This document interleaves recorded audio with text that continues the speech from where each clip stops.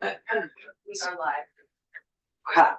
Good morning, everybody. Welcome on this rainy day to Senate Economic Development, Housing and General Affairs. It is Friday. It's Good Friday. It's Friday, April 3rd.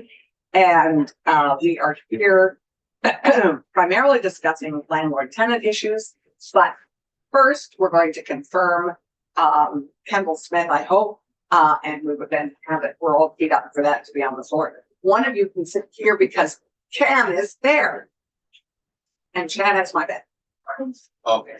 Oh, I appreciate that. So we have Kendall Smith, as you know, is the new commissioner of the Department of Labor. I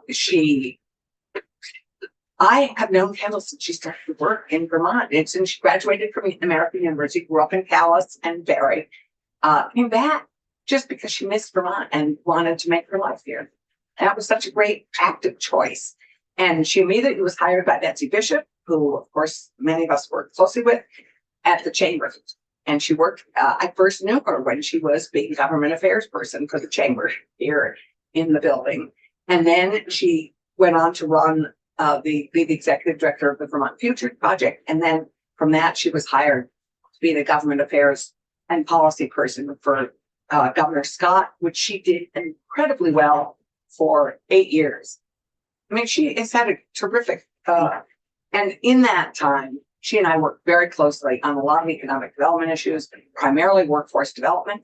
She and I managed to get our workforce, our proposals through the legislature, and then through the 2-year meeting of the Special Oversight Committee on Workforce Development, we created the Office of Workforce Strategy and Development, which is we're very proud of, that you know, through Drake Turner and Sabina Haskell, who are going to now be the umbrella for and the funnel for all workforce in the state.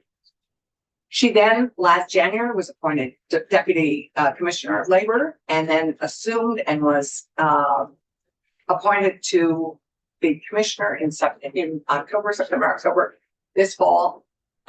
She loves her job. And what I think I'm proudest of is she got so excited about workforce and labor through our work and with her work with the governor. So I'm really so proud of her. She is one of the most, I don't know if any of you have had a chance to work closely with Kendall. She's incredibly well organized. She's very thoughtful, incredibly creative thinker, thinks outside the box, compassionate, empathetic, very focused on public service. I mean, she is really models public service in a great way. But most importantly, and I'll say this on the floor, she's a terrific listener, and she is trustworthy. She walks a very tight line on that in this building. And to me, that is, that's gold in this building and in life. So she already has she has articulated her vision for the department, which I'm happy to pass around, but she has and she's very excited that we're going to get the new UI system up and running, and we're going to be invited to see that at the end of May. Hopefully that will happen. She is, I mean, her vision her vision, and she has short-term, long-term vision. She is really wanting to, once she has the successful launch of the new UI system this spring, which is going to create better user experience for claimants. Morale of the department is critically important for her to work on, and the public perception and trust in the Department of Labor. So she is very clear-eyed on that. Her long-term goal is, when this new system has successfully been launched, this will also create more capacity for the aspirational work of the department across our other 3 divisions. This includes providing more prominent leadership roles, supporting job seekers and employers across the state, creating bridges with our education and training system, and anticipating needs, job market demands, and ensuring we are appropriately supporting and protecting employees as the nature of work evolves. So again, thinking forward, this is the right person, in my humble opinion, running labor at this moment. So I assume you're in favor. I'm in favor. And so I would with that, I would ask our clerk to call the roll on, and Keisha is joining us. Great, Keisha, welcome. Thank you. And we're sorry, I hope your nanny feels better soon. And Well, thanks. You know, it's one of those Fridays where the kids are sick. I think I'm sick, so it's probably just better I'm not there. I'm sorry, Thomas. I just want to echo everything you said about Kendall. She's phenomenal. I also have the honor of serving with her on the New England Board of Higher Education in her capacity, and she's just a remarkably thorough and responsive professional. So I'm really happy to vote in support of her confirmation. I didn't realize that you two served together on That's that. great. That's great. Who are we confirming? Sorry. Kendall Smith as Commissioner of Labor. Oh, great. Yeah. It might be a vote. The chair is kind of hedging. Yeah. Okay. Senator Brock, Yes. Senator Chitton, Yes. Senator Rahm Hinsdale, Yes. Weeks, yes, Senator Clark. Yes. Thank you. You're the reporter. I'm a reporter and we have a rule suspension with Brian to do it. So we're full steam ahead and I will take this up at our break. Madam Chair, Yeah. if Keisha. I leave and come back, it's Wesley, say hi. Say Hi, hi. Wesley. Say hi. He's cheersing you with his apple juice. He likes to close the computer and say all done. He's about to do it right now, and then it leaves Zoom. So I will do my best to be here. Do your best. That's all we can. That's all any of us can do. Thank you. So we are going to right now. We're going to pivot back to landlord tenant issues. Thank you. Just I'll take this off. And we are going to finish walking through the bill. You now have a copy of the as passed bill from the House. It finally passed last, whatever. When did it finally pass? Anyway, it finally passed. And we now have it. And Cam officially. And Cam, would you pick us up where we left off? Yes, ma'am. I'd be happy to. Thank you. For the record, Cameron Wood, Office of Legislative Counsel. As mentioned, the bill has passed. It passed last Friday, so you have an as passed by House version that has incorporated the amendments from the Judiciary Committee, from the Appropriations Committee. There was a floor amendment from Representative Krasnow, Kornheiser, and Goodnow. That was incorporated as well. There were a few other amendments that were not agreed upon by the body. Happy to talk about those if you all would find value in that. But you at least have the document together in one place, so we're not flipping back and forth between multiple different documents. So Great. Can I ask a question? Yeah. So my understanding though is there's a lot of judicial questions in here, so it's committed to Senate Judiciary. Correct. And they're beginning it and then it's coming to Okay. us. So this is all good work. Nodder and Martin have coordinated and and the House Judiciary Committee had it for a bit and made some significant changes, which I think we'll talk about with Cam. I think that's roughly where we are. Yes, I think that's Picking up That where is- we were at regarding ejectment actions.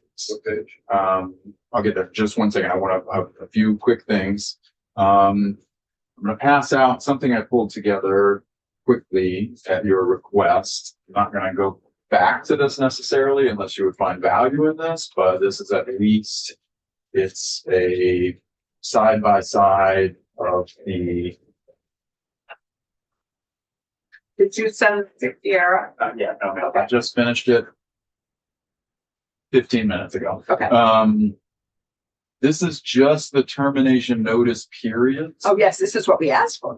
Right. So if you remember when I was going through my initial discussion of the bill, you have the residential rental agreement, and the residential rental agreement has to be terminated where the landlord is providing the tenant notice that the agreement will terminate on X date. And the statute governs how much notice period the landlord has to provide to the tenant. And the notice periods are being amended in 772. So this is a simple comparison of what the notice period, what the termination is for on the far left. So non-payment of rent in subsection A, subsection B1 and B2 are slightly different. Then you have the remainder, what the current statutory notice period is and what it's being amended to in 772, and then a few notes here on the far right column to keep in mind. Oh, thank you, Ken. This is very helpful. The reason I highlighted the first three blue is because these are what are, referred to as the just cause evictions. So non-payment of rent of your lease, if you're breaching the lease terms, doing some sort of activity that's threatening the health or safety of other individuals. Those are kind of what gives a landlord kind of the quote just cause to terminate the rental agreement. Or I think in this bill, it's called for cause. So these are not terms of art. I mean, they're just terms that are kind of used to distinguish them between circumstances where a landlord is terminating the agreement for no reason, because the landlord simply doesn't want the individual to be there anymore. And people refer to that as no cause eviction. So the remainder of these, kind of C, D, E, and H are, I don't think that they fit exactly within kind of no cause definition, but, I think just for simplicity and ease, I think you can consider those within that bucket. So I just highlighted them for that reason, so you at least have some sort of visual distinction between the two. Okay. Second comment I was going to make. I'm working on, and I'm done with an abbreviated section by section summary. I just want to print it and proofread it one more time. Right. And then That I'll will be share very that helpful. with you today. Yeah. It's 6 pages. It's abbreviated and it's still 6 pages. Right. Just so you know, it doesn't include every single amendment that's in here. It's really intended to be kind of a very succinct highlight of the substantive changes in the bill. So as soon as I can get back to my office, I'll print this, I'll read it one more time just to make sure I haven't missed anything. Then I'll share this all with you. Happy to print it for you this afternoon if you want to Right. pick it up. That would be great. Yeah. So just wanted to, from our last conversation, those were the two pieces of documents that you had requested that you thought would be helpful. And so I'll have this one to you today as well. Okay. Thank you. That'll be helpful. And just in terms of a weekend work, I hate to add to but I'm hoping, and I failed to, I'll touch base with Patrick and Ted today. But as you saw, I forwarded you Andy's letter to all of us. It's a huge task to review all the appropriations that have been made in the big bill with our entire jurisdiction. It's huge. But I've asked Ted and Patrick if they're able to give that to us to review, and we can prioritize some of it. I think what I'd really like to focus on is, again, walking through the monies we proposed, the appropriations considered, and really prioritizing those in a final document. He has the initial document we sent, but I'd really like to prioritize our spending and then prioritize the entire budget as much as we can actually get a handle on all those things. So that's another piece of weekend and Monday work. I'd love to be able to really work on that. So we're going to get, in fact, today, Hopefully. the document to use to do the review. Yes, but we already have all the work from our bills, but we could. So thanks, sorry, but off subject, but preparation work. Ask a question about. Yeah. So, I think reading this, that it seems like the overarching intent of this bill, tell me if this matches or doesn't track with what you have interpreted in these discussions, to shrink the amount of time it takes to evict or eject somebody for cause, and to standardize and almost lengthen the amount of time that people have when it's not necessarily no cause eviction, but otherwise is that the general intent of the bill? I will say that is what the bill will accomplish. I'd say that's what the intent is. I know there were some bills that, the House General Committee, when they initially started, I had a a 5 bill side by side because Right. there were more than 5 bills that were introduced that addressed the landlord tenant relationship in some capacity. Some of those bills shortened every notice period in there, not just the for cause reasons. Some of the bills shortened the for cause reasons and lengthened the no cause reasons. Some of them removed the ability to evict for no cause entirely. And so that's what you've seen in some of the charter provisions that have passed in some of the municipalities, for example. Or haven't. Have passed with the voters, I should say. My apologies, have not passed this body, obviously. That would remove the ability to evict someone unless there was cause. And so a lot of different versions and desires of different sponsors of bills, etc. So, but I agree with you, that's what the bill is doing. It would shorten the time frame for the top 3 and then yes, So- sir, and then we And talk Thomas, about time. that is why we're having Mark Mahalik come in after we finish the walkthrough to really talk about what we were trying to accomplish with this bill and the razor's edge balance that are trying to be balanced between provisions for both. Can I refer to the white sections as no cause reasons? I think that's fair. Yeah, and again, another piece of preparation, we need to look at the problem, which is really well stated in last year's landlord tenant report that the task force did, that Emily Krasnow and Richie Westmers did last year. They did not make recommendations to the legislature, which is why Mark Mahalik and I went forward to try and see if we could craft a balance on how to improve things. So that is what this work is. It's taking the problem was clearly stated in that landlord tenant task force report and trying to move forward with a balanced solution, some balanced solutions. And so Mark is going to come and speak to what you're asking, Thomas, which is what would the really what's the intent and what are we trying to accomplish and how tough it's been. Okay. So where are we? So I'm going to bring you to page 17. Can I have Miss Rachel in the Rachel, background. hi. But, if we're on the section about ejectment, right, that you're, Well, let's see where he's taking us. Where are you taking us? That is where I was going to start. What section? So it is technically section 2, but it's on page 17. Yeah, I was gonna say. But if there's a question, I'm happy to Yeah, pause. Rachel, what's your question?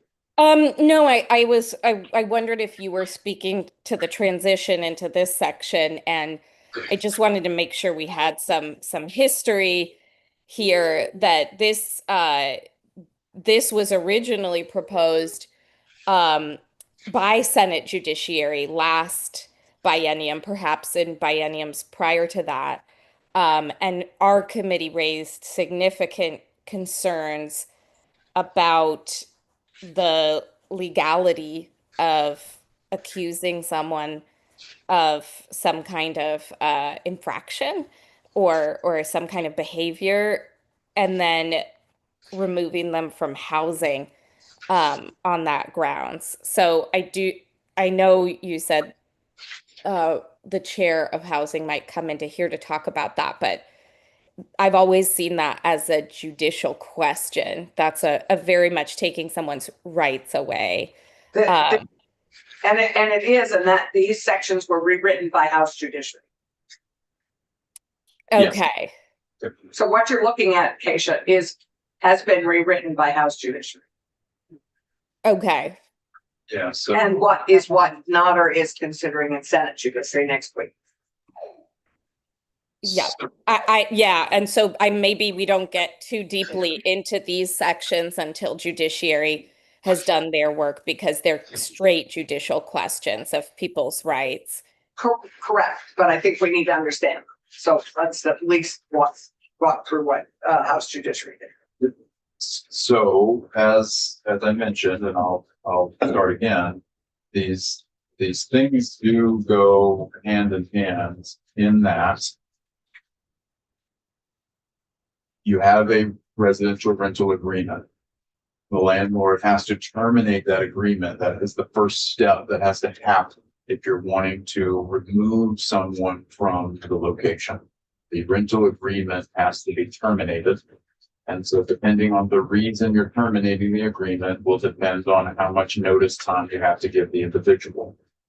Okay, so the individual remains after you've terminated the rental agreement. What do you do then?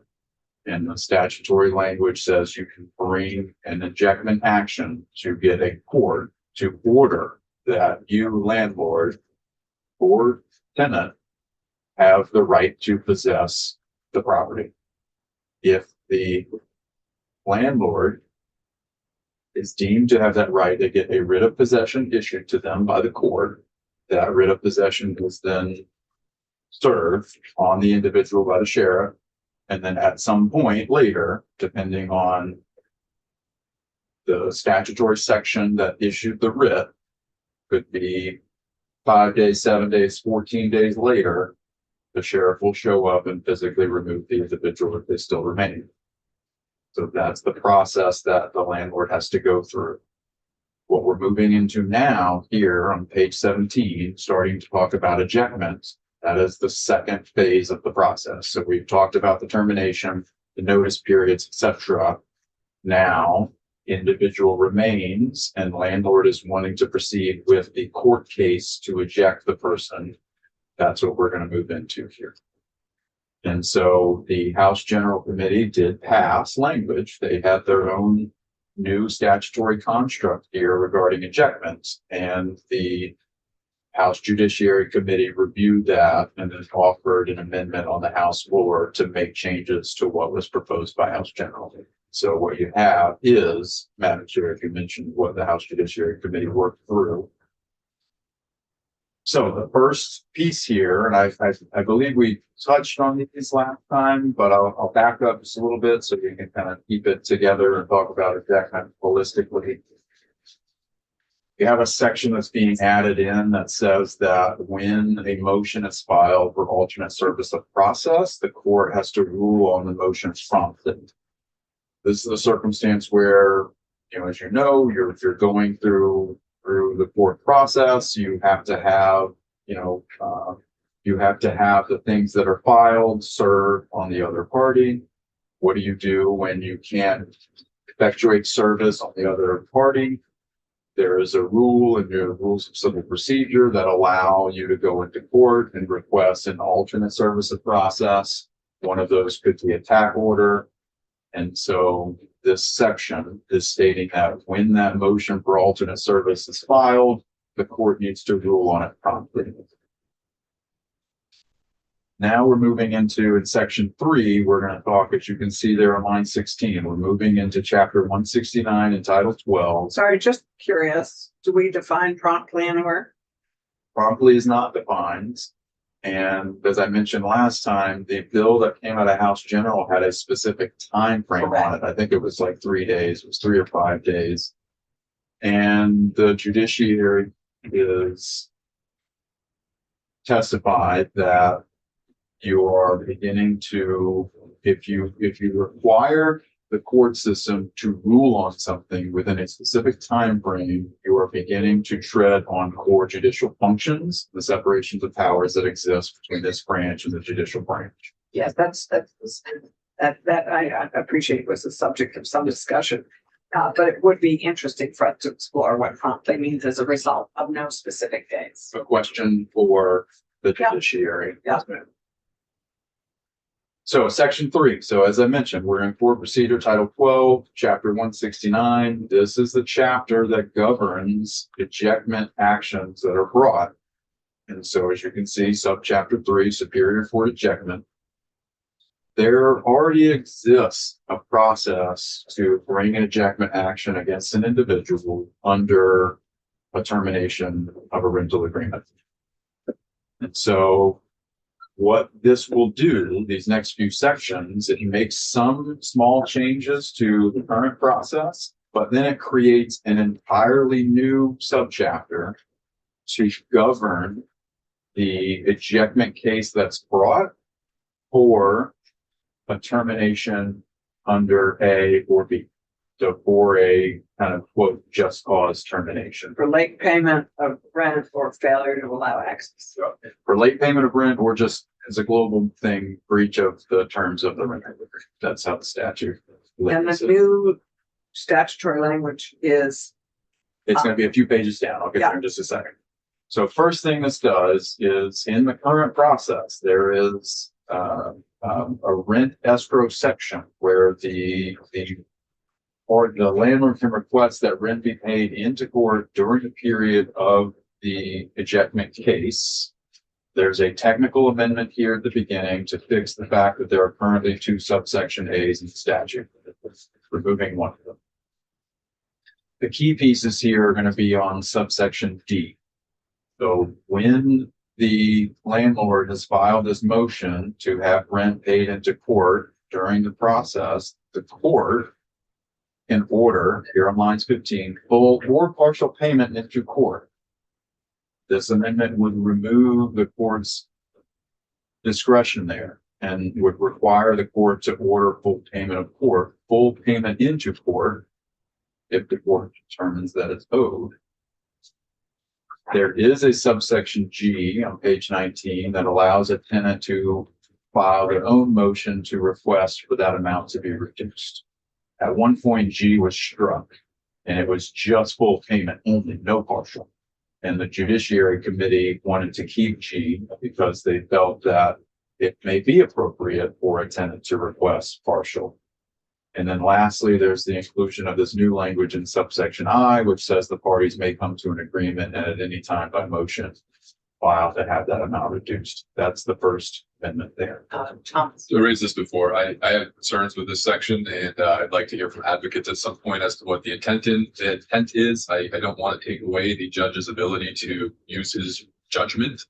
He is a judge and you take partial payment, and all of this I see is requiring more legal fees and lawyer fees and renters having to file a motion. That's $500. And then how much are we talking about with the actual money on hand? So I have concerns with this section and I don't support it, but I'd love to hear advocates as to why this is. It would be good to hear why the judiciary has judiciary change. Okay, this next section is about what do you do with the property that remains in the dwelling unit after the individual tenant has been removed? How long does the landlord have to maintain that property? And I will say, I had to learn a little bit about the language in this section. There was some confusion, and the intent of this amendment was to try to clean up confusion. And to be honest with you, there may be a better way of doing that. You also choose. The core question is, the landlord has terminated the rental agreement. Now the landlord is going through the ejectment action in court. The landlord gets a writ of possession, giving them, legal rights to possess the property and to have the tenant removed. And the question is just how long should the landlord have to maintain any property that remains after the landlord is issued the writ of possession? Okay, that's just a question. And you all determine, hey, here's how long we think the landlord needs to maintain that. And that's what this section is intended to be. You just said the property be contained. You mean the stuff in the Individuals, yes, Okay. the individual's personal possessions.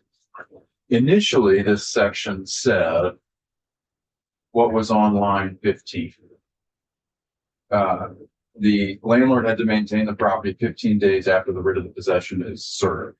So as I mentioned a second ago, the sheriff has to serve the writ of possession once it's issued. And then depending on circumstances of the case, the sheriff has to wait a specific time period before the sheriff can come back and then physically remove the individual. So landlord gets the writ of possession, it's served.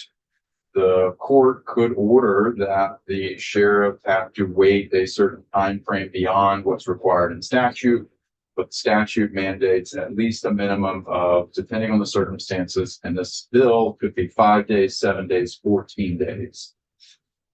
Sheriff delivers the writ, has to wait 5 days, come back, remove the individual. Deliver the writ, you wait 7 days, come back, remove the individual, could be 14 days, like I said, depending on the circumstances. Initially, the statutory section here says the landlord had to keep the property 15 days after the writ of possession is served. Later on, it was amended to then add this language on lines 16 and 17. Or 15 days after it's served, or upon the landlord being legally restored to possession of the dwelling unit, which could be beyond 15 days. There was some confusion, including on my part, as to whether the 15 days applied to both of those conditions, 15 days after the writ of possession is served, or 15 days after the landlord is being legally restored to the property. I think we've cleared up some of that confusion. What this would do is this would say that the amendment here would say that the landlord can dispose of the property immediately upon being legally restored to the possession of the property. That could be as short as 6 days after the writ of possession is served on an individual. So you could, based on this amendment, you could be giving an individual potentially 5 days to pack up their things and be able to remove it from the property before the sheriff comes back, physically removes the person, and then the landlord would have the legal ability to dispose of the property. And so it could be, real quick, Senator, it could be that short. It could also be 15 days because under the standard, the kind of default statutory section is the sheriff shows up, issues the writ, and can't remove the person for another 14 days. So the standard could be 15 days based on this amendment, but it could be much shorter. And so I think for you all, how I would describe this section, if you want to make your own, if you want to change this to enact what you want, is how long do you think the individual should have? And then you can, we can specify that. I don't see a definition or parameters around the act of disposing. So does that mean they can toss it to the curb? Does that mean they can keep it and sell it to try to recoup some? What does dispose translate to in actuality? The landlord gets to do whatever they want with it. They can put it in their truck and bring it home. In theory, yes, that's my understanding. There is a Supreme Court case that says that if the landlord turns around and sells the property, it could be an unjust enrichment, and they may have to provide the proceeds of that sale over to the defendant tenant. So there is still potentially some restrictions on what the landlord could do with the property. Define those restrictions anywhere. I think you could define it further, yes. So we don't currently, the current statute doesn't define what disposing translates to. You have to say when you're going to put it in the curb or anything. In this statutory section, in this chapter, no, it doesn't say anything. It just says the landlord may dispose of the property. I think if the landlord, Not clarified. I would say it this way, it depends on what your intention would be. As I read this and my understanding, if the landlord comes in and you have individuals who practice in this area that, may be able to help, flesh out if they have specific cases where they've had to deal with this. My understanding, landlord can dispose of the property without liability to the tenant. So if the landlord comes in and backs up a dumpster, throws everything in the dumpster and gets rid of it, no liability to them. The court case that I was referring to was a circumstance where the landlord took all of the property of the individual and then went and was selling the valuables. And then there's an argument that that landlord was unjustly enriched based on them selling someone else's property. It says you can dispose of the property. It doesn't say that the landlord now owns the property, right? So if the landlord then turns around and sells it and receives a lot of money for selling someone's valuables, there's a legal question of whether they've been unjustly enriched by that. The issue The court of said if yes. the landlord incurs expense having to collect the material and then dispose of it. And the court did allow the landlord to, in the case that I'm talking about, the court did allow the landlord to deduct from some of those proceeds, things like those expenses. Also keep in mind that the landlord may have damages or back rents owed to them based on the court case. So I think a landlord could deduct the necessary expenses, deduct the things that are owed, etc.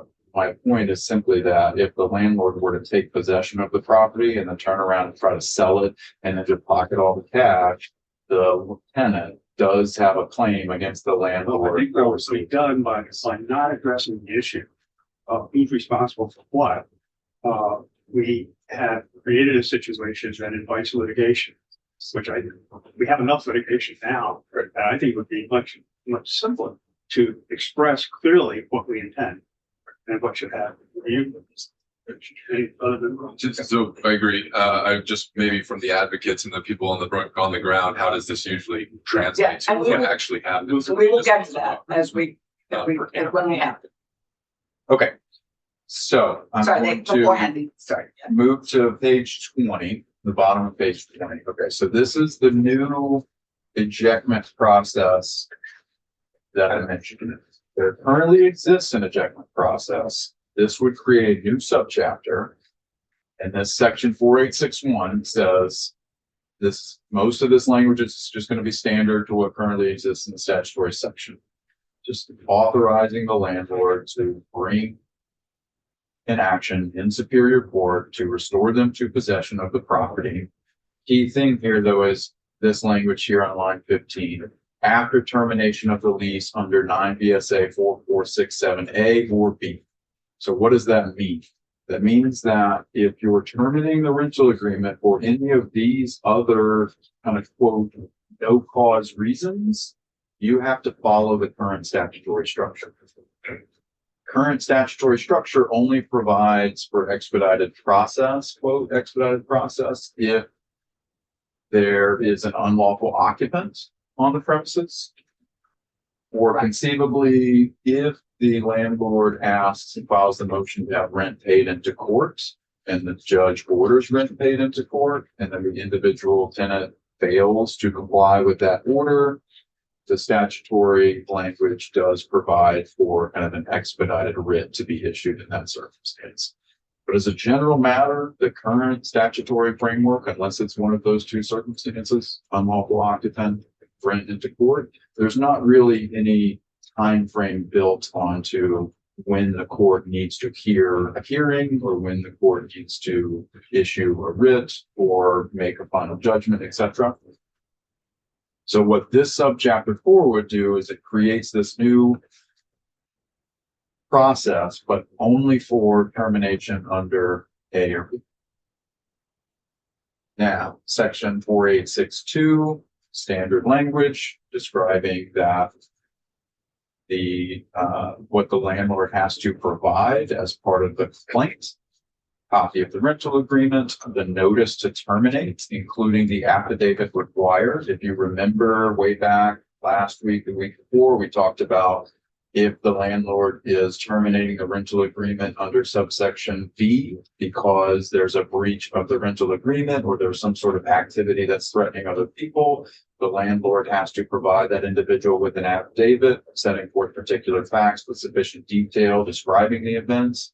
That has to be included as part of the complaint. That's what that section is for. What information has to be included as part of the case when it's filed. And am I correct in understanding that this new section is in part designed to deal with the trespass issue that we all heard about with Decker Towers? We will or is get to coming that. up? That'll come up after this. That's not really, there is a section in here about trespass at the end, but I would say that's going to be dealt with in a section coming up after the Okay, objective. so this is not to deal with it. So we get to section 4863 here, beginning on line 9. Answer to the complaint is filed. Upon receipt of the answer to the complaint, the court shall set a final hearing date not later than 90 days after filing of the complaint, absent good cause. So this is, as I mentioned, different than the current statutory framework for ejectment, because this is saying that under these circumstances, the court shall set the final hearing not later than 90 days after the complaint is filed. Sub 2 there says that the timeline doesn't apply when the plaintiff is already in possession or has already received a writ of possession from court. Presumably, if the landlord already has possession of the property, there isn't as much need for an expedited process of hearing. It's so interesting that the word tenement is still used. Yes, ma'am, and that's just being consistent with the current chapter framework. So then we get to a default 4864, keeping kind of standard language that already exists, allowing for a default motion to be filed in the event that the defendant doesn't file an answer. Or has to rule on that motion promptly. That's on line 2. Okay, so now 4865. Now you get to this kind of expedited hearing process. A few things that I will mention. I'm not necessarily going to walk through it line by line unless you would find value in that for a few reasons. This is based off the current expedited hearing for an unlawful occupant. So most of the language that's here is simply copied over from the current statutory structure. So that's the first thing. It allows for the landlord to file the motion, and then the defendant can respond to the motion. It has a requirement when the hearing be made, and then it has information about if the individual doesn't participate, etc. That's kind of the statutory framework here. Second thing I'll mention, this is limited to only, this is on lines 4 and 5. This is limited to only an action brought because of a termination under 4467B2. So as I mentioned, the whole new subchapter you could bring for any of these reasons, A, B1 or B2. This expedited hearing section is only for B2. What is B2? If you remember, that is the individual terminating their rental agreement because of some sort of activity that is threatening the health or safety of other individuals. That's domestic violence, threatening that threatens the health and safety of tenants. Of other residents, the landlord, the landlord's agent, or neighbors. That's change in the statutory section. It's adding in landlord, landlord's agent, or neighbors. That's different. And then it's also, there are some changes to that section. It's kind of expanding the ability to terminate under that section because of other activity. Other activity isn't defined, but it is conditioned in that the activity has to threaten the health or safety of other people, which is the current statutory framework for that section. Where do we define, and I just lost track of the bill, where do we define what's threatening the health and safety of others? Is that like throwing darts in the hallways and being drunk and busting the walls up in common areas? It's not defined in that way. If a landlord is going to have to, if they terminate the rental agreement, the landlord is going to have to provide the affidavit to the individual describing what the event is, and then they're going to have to get a court to uphold it if they get to that point. The termination is being threatening the health and safety of others. Right. So Where is that like breach of rental? So the subsection B2. Because it's not here, right? This is the process. this is the ejectment process, right? So it's going to be on page 8. Thank you.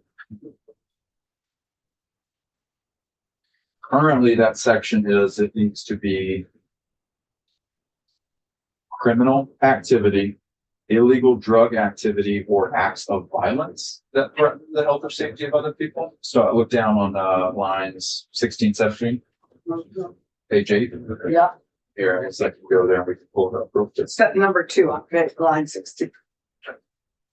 So current law is criminal activity, illegal drug activity. If we're proposing to change it to damage to the dwelling unit or premises or other activity. Right. So this is a change in that currently it's criminal activity, illegal drug activity, or acts of violence, which threatens the health or safety of other residents.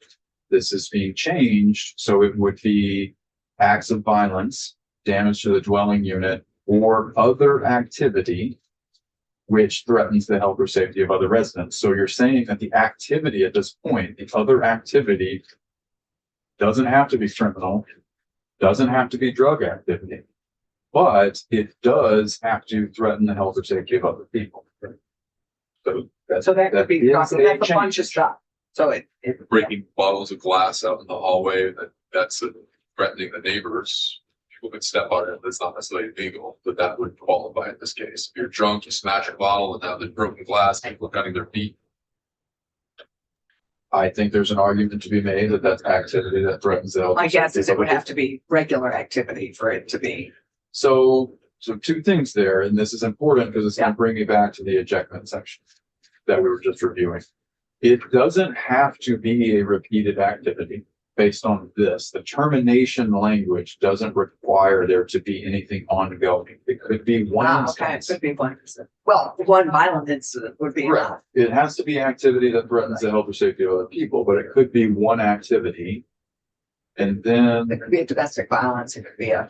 but when you, so this is leading me to one of the other pieces I wanted to comment on this section, this expedited hearing process. Is that the landlord is arguing that they need an expedited hearing. The plaintiff may file a motion. Plaintiff is entitled to immediate possession on the grounds that the line 7 defendant's continued occupation is threatening the health or safety of other residents. So this is different language. So this is saying that you can terminate the rental agreement because of one activity of violence or one activity that threatens the health or safety of other individuals, but you would only be able to file a motion for this expedited hearing if you were making an argument that the defendant's continued occupation of that place threatens other people. And so what does that mean? That means the landlord could still move forward with the ejectment action. But if the defendant's continued occupation isn't threatening the health or safety of other people, they had an episode where they were violent against someone else and the landlord's wanting to move forward with termination, but the individual subsequently has sought medical attention and isn't now an ongoing threat to other people. Based on the language, the landlord wouldn't be able to request an expedited hearing because the individual's continued occupation is no longer threatening at that. These are all going to be very fact-specific scenarios. Yes, individuals are going to be able to argue cases that are going to be on the extreme ends and in the gray area. And ultimately, it will be up to the courts to determine whether a given fact pattern meets this section to Can I? expedite a hearing. And so I'm just commenting to you all, that last comment, Senator, is that as you all know, these are very fact specific and it's going to depend on what the circumstances are. It's going to depend on what can be argued and proven in court based on the given facts.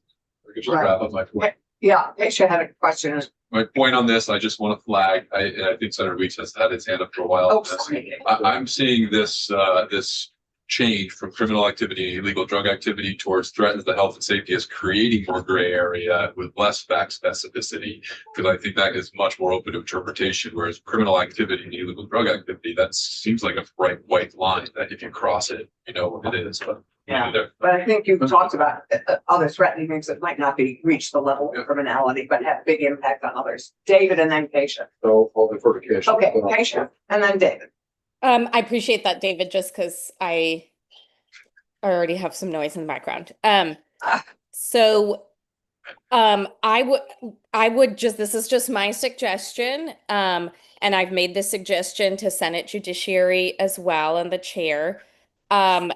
I can't see any value in getting into the specifics of how we might tell the court to treat any of this activity, how we might wordsmith any of these details. Most of the bill, and probably particularly these sections, I would recommend that we work with judiciary to look at a landlord-tenant courtroom or pathway in court. I think it is a fool's errand to believe that we can determine what activity will otherwise rise to the level of removing someone from their rented premises. These are very delicate areas of the law, and the courts simply don't have the capacity to do this right now. The only way they would have the capacity is a court that's dedicated to these matters, which are very, very specific areas of the law. I even encourage us maybe to have in those who might have municipalities that might have a housing review board. We have one in Burlington, and they get very good at looking at and understanding local landlord tenant ordinances as well as the state law around landlord tenancy. And they are much better at handling these matters in some kind of mediated setting.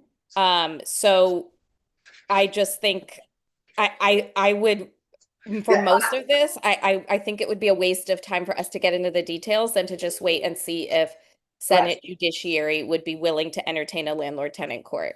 Thank you very much. I think that might even stress court resources further, but hey, let's explore it. Well, definitely funded, and that Yeah. was discussed in House Judiciary, although they didn't, I don't think, set an appropriation, but it could be studied. It's just we were going to study these matters in a landlord tenant study, and it never happened. So this just isn't careful language, and I have deep concerns. I don't think that's fair to say it's not careful. The House Judiciary worked pretty hard on this, so I wouldn't attribute anything to it.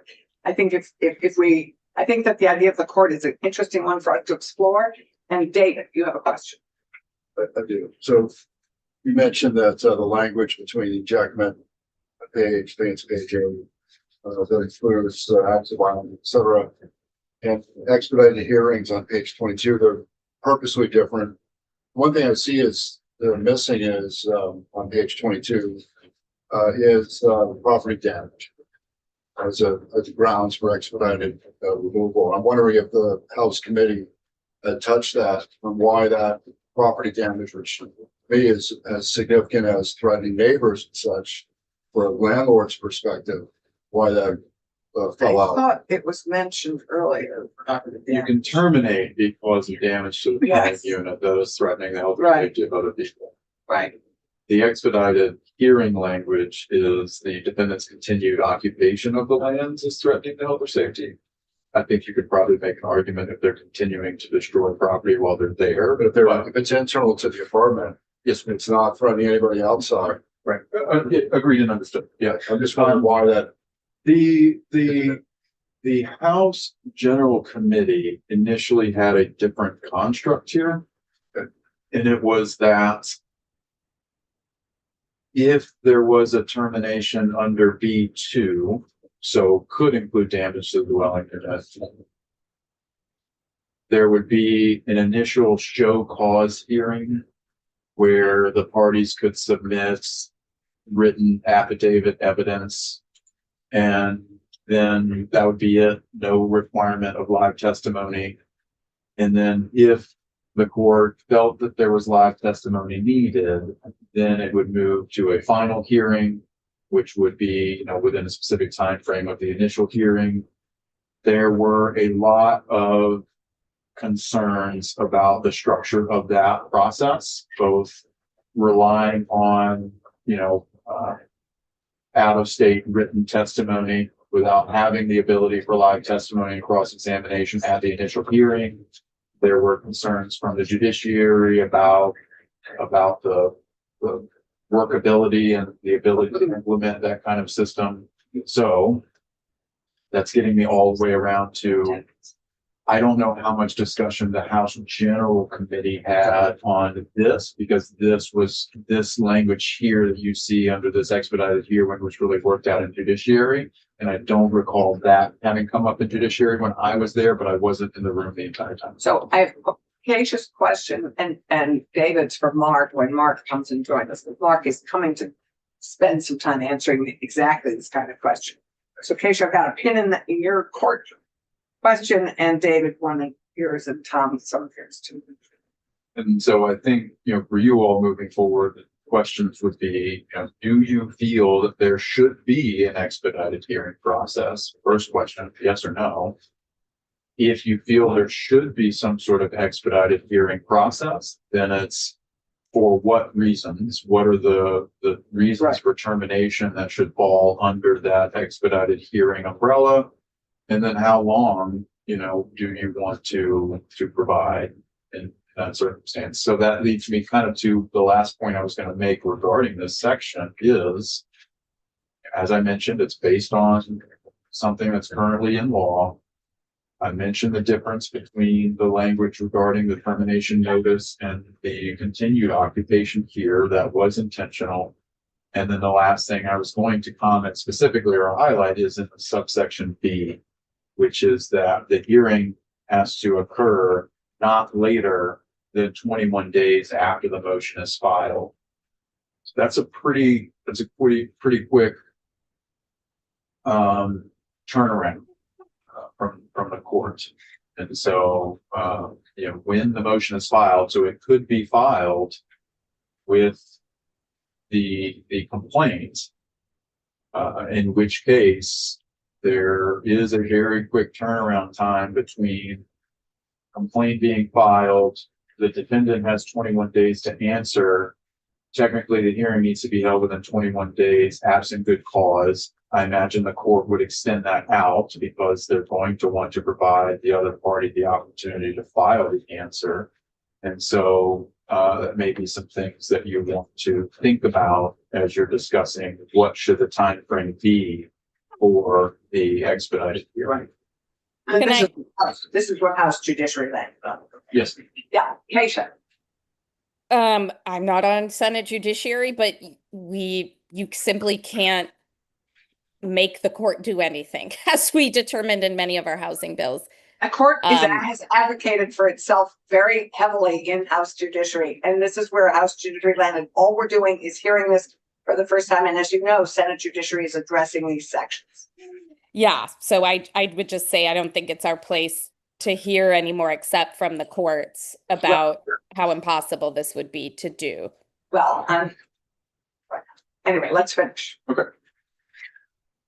So the sub C allows the defendant to oppose the motion in accordance with the rules of civil procedure.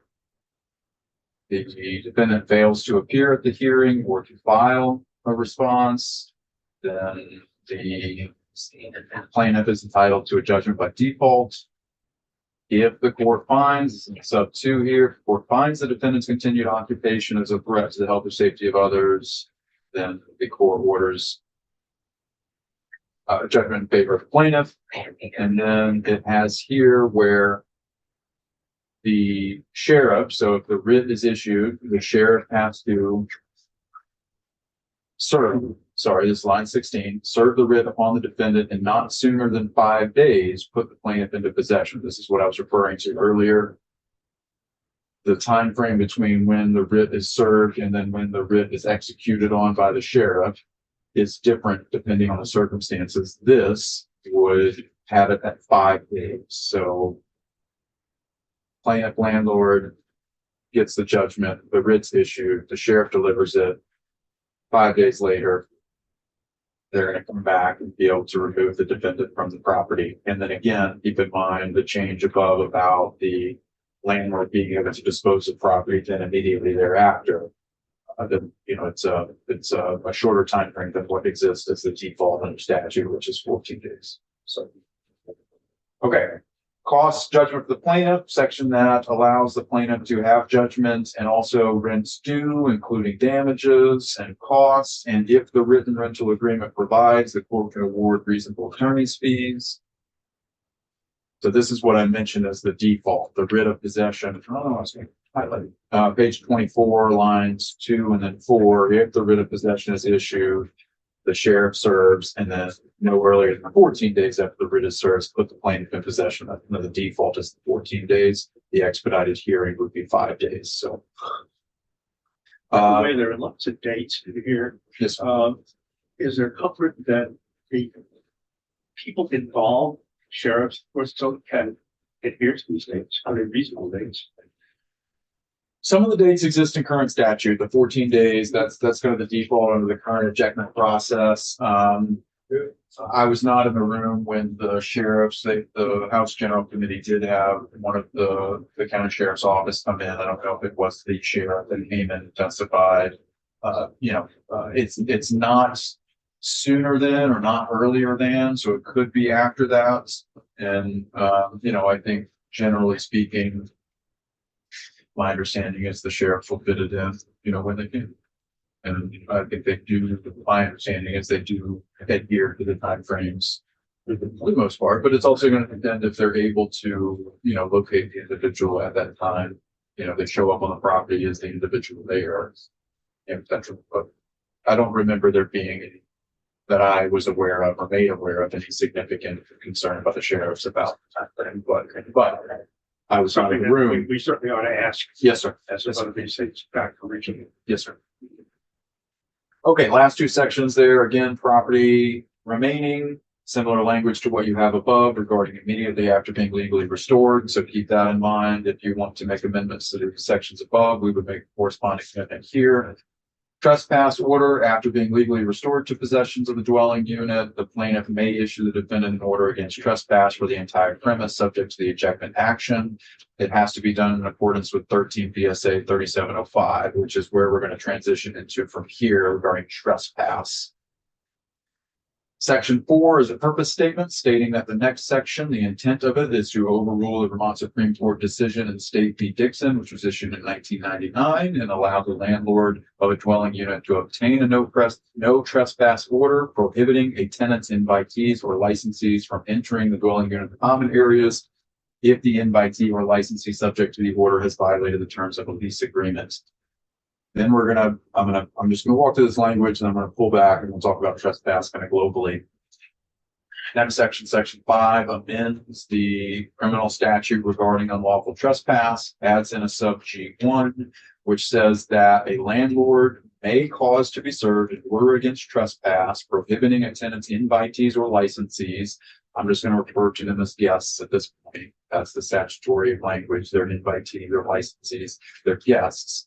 On trespassing in a dwelling unit or any of the dwelling unit common areas if the tenant responsible for the guest consents to the order. So the tenant agrees to the order against trespass being served.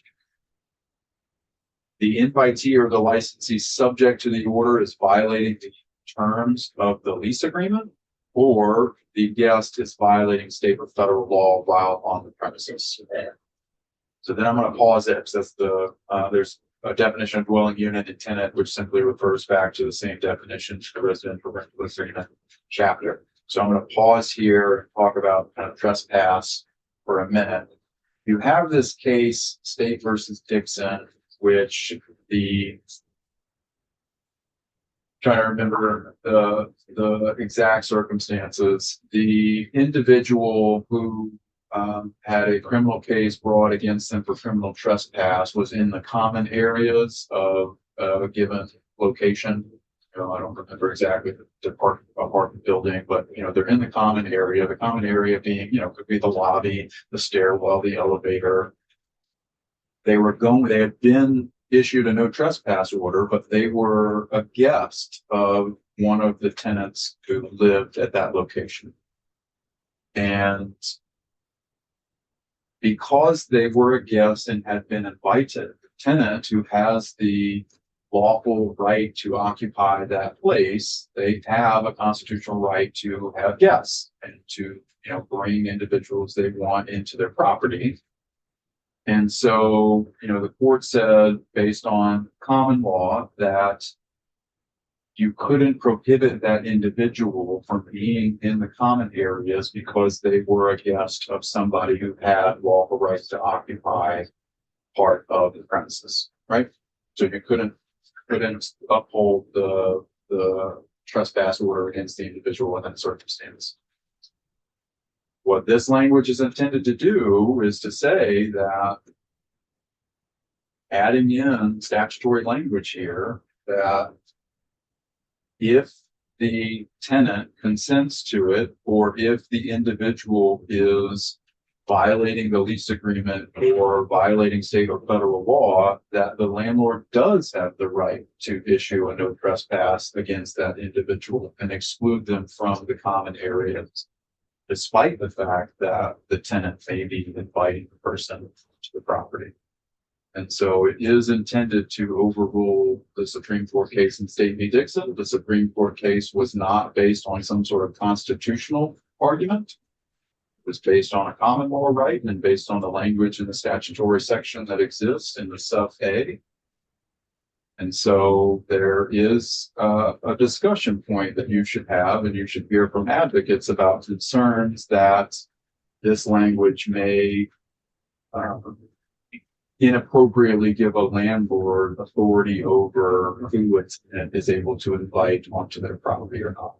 Be happy to come back and talk in further detail, but I'm just flagging for you that this was a point of concern on the House side. You may hear from, sure that you will, but you may want to hear from advocates about this section in particular and about how it intersects with a tenant's rights to invite who they want on their property and the State v. Dixon case. And I see Senator that. Ramsdale? Can you remind me the definition of landlord in this bill? 1 second. I don't.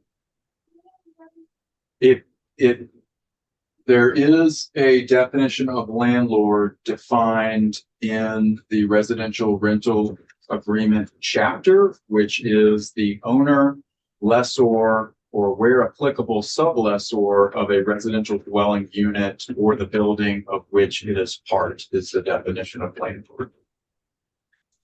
So not a property manager.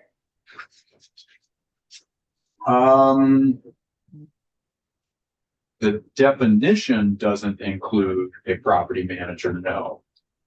So for a nonprofit housing organization, I don't know if that means their board or like I'm thinking of Burlington Housing Authority. Would it mean the manager of Burlington Housing Authority or who owns the building? Yeah, I don't know what your concern is specifically, but I imagine, a property manager acting on behalf of a landlord. If you're worried about this trespass piece in particular, I imagine if the property owner is acting on behalf of the landlord, there wouldn't be any issue there. And I think Senator Robinson had left. There's a chance for signing. Yes. As soon as she gets back in, I will admit her. It's all recorded. So I don't, the fact that the statutory section says that, the landlord, may cause to be served in order against trespass. I'm not aware of any legal issue or concern of a property manager acting on behalf of the landlord in that activity. Okay. So that's trespass. Next, the positive rental payment pilot program. So if you all recall, we did work on this last session. So I'm not going to walk through each of these sections line by line. It is the language that you all ultimately passed out of committee. It didn't pass, ultimately at the end of the session, but this gives the state treasurer the authority to do a 2-year pilot program to work through a third-party administrator to connect with. It's intended to be not less than 10 landlords, hopefully enrolling not fewer than 100 participant tenants, to be able to report their rental payments to credit reporting agencies to help those individuals build credits. It's a voluntary program. It's not mandatory. It does have provisions that authorize the ability to remove participants if they fail to make payments, if they're not paying their rent, etc. So happy to answer any questions that you may have about it. I'm not going to walk through, like I said, line by line. It does have the reporting requirements, both an interim report and a final report. The last thing I'll mention is there was language added in from the House Appropriations Committee there on the top of page 31. Duty to implement the section is contingent upon an appropriation. The Treasurer's Office was asking for $100,000 in order to conduct the 2-year study. My understanding is that did not make it in the House's final budget. So Weeks had a question. ultimately, I did, just, so we are pretty familiar with this language. Where did it die, in the last section? That would be helpful for us to understand the political landscape. no, I honestly do not remember. It was in the Senate bill as it passed out and went over to the House. My recollection is it was not in the House bill as the House came over to the Senate. And then, there was, I can't remember which bill ended up moving forward. My recollection is it didn't make it in the budget. So at some point it was just removed entirely at that point in time and just was never a conversation moving forward after that. What that bill, I know part of the discussion on that bill that we had here was that the reporting was only going to be a favorable results, but it will not be an unbiased rating of people who signed up as to whether good, bad, or indifferent. That's your recollection? Yes, sir. There was a lot of discussion in this committee in particular about that point. Senator was, I know I discussed it probably. yes, sir. Concerns about exactly what you just identified, only reporting the positive information, not reporting information if somebody is not paying. My understanding of where you all landed, and I only say landed because the bill passed out of committee. I don't remember what the individual vote was on that particular piece, but there was language that was added in to specifically remove individuals if they did not pay, if they weren't making timely rental payments. So there was some, and so that is in this version, but yes, sir, there was a lot of discussion. Okay. Questions on any of these points before we move on? Please. Okay, last few things here then. So there's a security deposit transition period. So if you remember up above, there is the cap on security deposits. Landlord cannot charge more than 2 months for a security deposit in addition to the first month's rent. Two things I'll comment. One, and I guess let me get up to the statutory language Is directly. this the bill that's got the 45-day thing? Yes, sir. Related to security.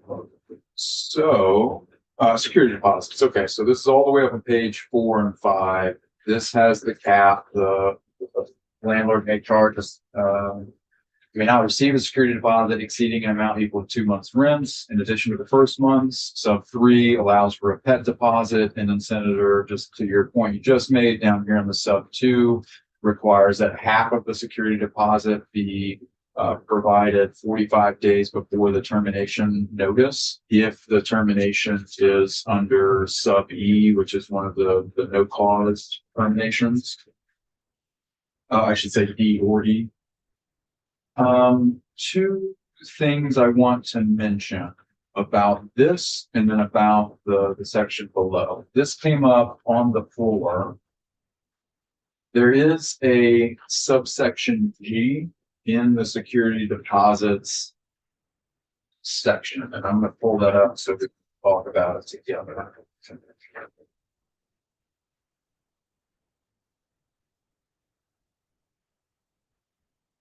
Okay.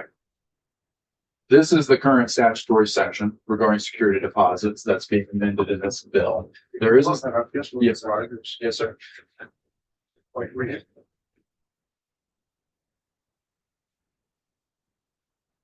There we go. A town or municipality may adopt an ordinance governing a security deposit. The ordinance shall be supplemental to and not inconsistent with the minimum protections of the provisions of this section. The ordinance may not limit how the security deposit is held, and it may authorize the payment of interest on the security deposit. There was a concern that was brought up on the House side because their cap that's being put in this bill is you can't charge more than 2 months for a security deposit. And there are some municipalities that have a lower amount that's authorized my understanding, I think it's Burlington in particular, and it maybe Brattleboro. Not Brattleboro. That's okay. So there could be municipalities that have a lower amount. I don't remember exactly which ones off the top of my head how many. The question then becomes, given the subsection G, are those municipal ordinances that have a smaller limit or a lower limit on the amount of a security deposit that can be charged? Are those going to be struck down or made ineffective by the language that's being put in H772? And I see Senator Ron Henshaw has her hand up, Mr. Chair, but I'm going to make one comment real quick just to round out the thought. The key question is the second sentence in this section. The ordinance has to be supplemental to and not inconsistent with the minimum protections. Current statutory language doesn't have a cap.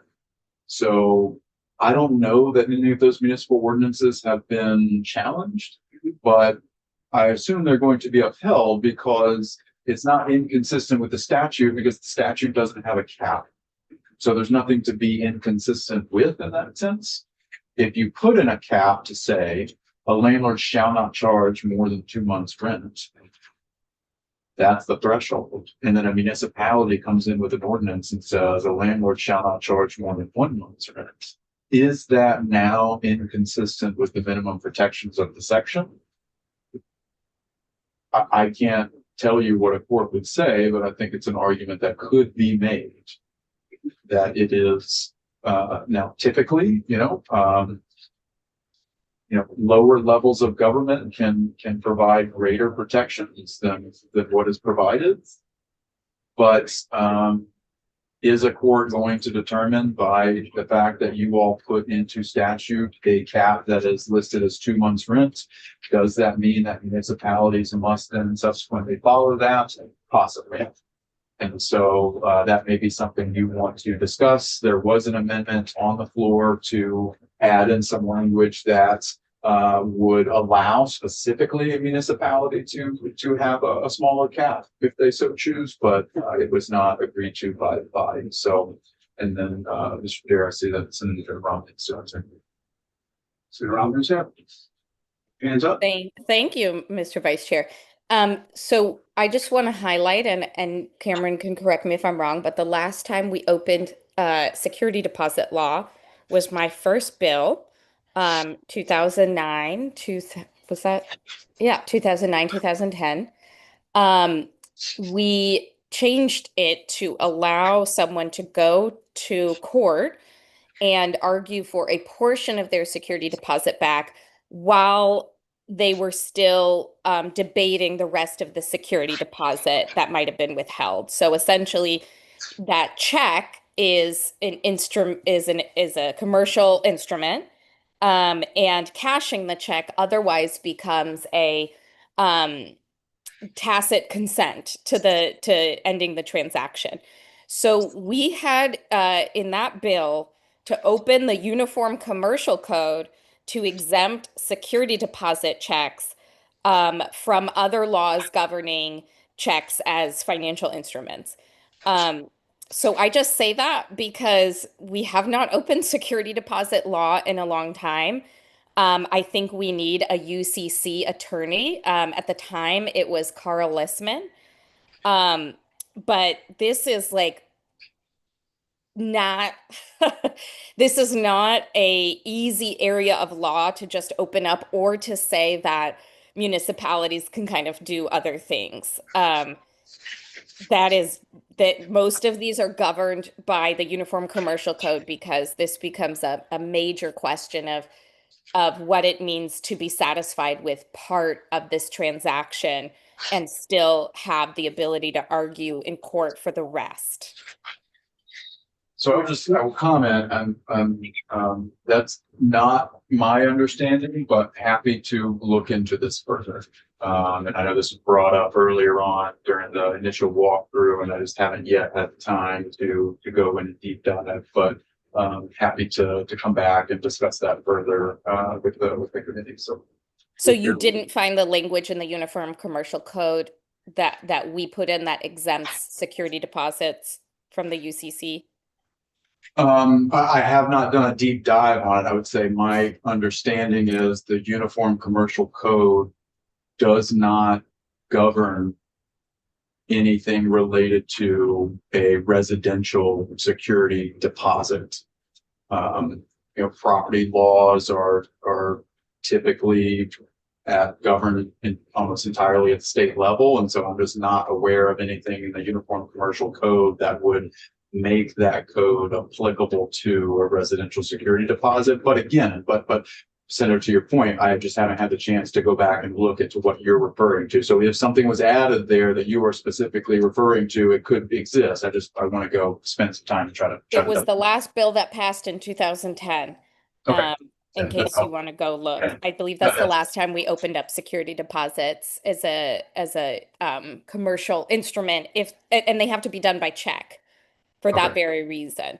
Okay, and that's helpful. That narrows it down. I can go take a look. So, okay, so that brings me back to the bill, because there's one other piece I want to comment on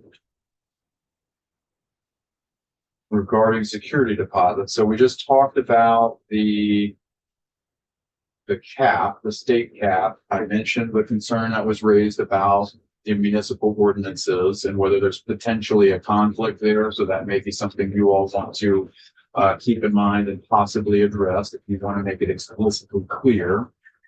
If you're wanting to authorize municipalities to have some sort of separate provision or separate standard, if you will. And then you have this section 8, notwithstanding 9 VSA 4461A. So that's notwithstanding the cap, a landlord may retain a security deposit that exceeds an amount equal to 2-month rent, provided that the residential rental agreement was in effect prior to July 1 of 2026. Here, I will put in another plug for possibly clarifying the language further than what I initially drafted up, simply because I don't want there to be any confusion. You may want to tweak the word retain. This is not something that I've seen anyone brought up, at least when I was in the room, so I'm bringing it up myself. The intent here is not to allow the landlord to keep that security deposit and not provide it back to the tenant when the tenant leaves. And I don't think that that's what the language necessarily reads, but it's possible somebody could interpret it that way. The point here is that if the landlord has a security deposit already in hand that exceeds the cap that you're putting into place, the landlord doesn't now immediately have to return some of that money when the cap goes into place. It's intended to be that the landlord can keep the amount that they've received as security above the 2-month threshold, and then obviously follow the statutory law when that tenant leaves. So not for the landlord to keep the security deposit for themselves, to simply state that if they already have an amount that exceeds the threshold, they can keep that amount after the threshold goes into effect, conditioned upon with the person leaving, complying with the statutory section. May I ask a question, Mr. Quickly? I do have a question generally on this cap of the security deposits. With fair housing law that governs us with the federal context, are landlords currently able to assess risk of a tenant and have differing security deposit amounts based on that assessed risk, be it that they don't have good references or credit checks, or does fair housing law require landlords to have the same security deposit requirement regardless of determinable risk of the tenant? I don't know the definitive answer to that off the top of my head. I would want to look before I gave you a definitive answer. I will say if a landlord is charging separate security deposits, they are opening themselves up to some sort of discrimination claim against the individual tenant. And so I would strongly advise a landlord to not do that. There's nothing from a statutory standpoint that would prohibit that currently. Again, I think it's going to depend on what the reasons are for. And, are you basing it on some sort of, objective factor, or are you basing it on the fact that the individual, somebody could come in and argue that you're discriminating against them because they are, poor or, not as financially well off, and I think that could be a sufficient argument to make, so. And again, I would want to go double check. I've not reviewed any cases or that area of the law in particular, so So on that point, I think we are planning to dive deeper into this bill, which I do have other concerns with. I will definitely want to have a greater clarity, and I can do some Googling too, but if you could help inform me, Cam, what can landlords do in the decision to rent or not? Again, what is legal discrimination? Because discrimination is a loaded word, but there are types of discrimination you can apply. Right. Like if they can't provide any reference checks, I could choose to not rent them.